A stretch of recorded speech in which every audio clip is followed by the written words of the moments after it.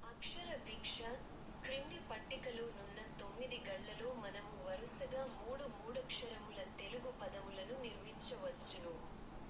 కాగా ఆ 3 పదముల చివరి 2 అక్షరములను మాత్రమే పట్టికలో ఇచ్చి మొదటి అక్షరమును ఖాళీగా ఉంచుట జరిగినది. ఖాళీలలో ఉండవలసిన ఆ మొదటి అక్షరములేమిటో పట్టికకు ఇరువైపులా ఉన్న తెలుగు మరియు ఇంగ్లీష్ పదముల ఆధారముల ద్వారా కనుగొని 2 నిముషములలోగా పూరించండి. ఒకవేళ 2 నిముషములలోగా మీరు పూరించలేని ఎడల అటుపై మేము పూరించి సమస్యను పరిష్కరించగలము.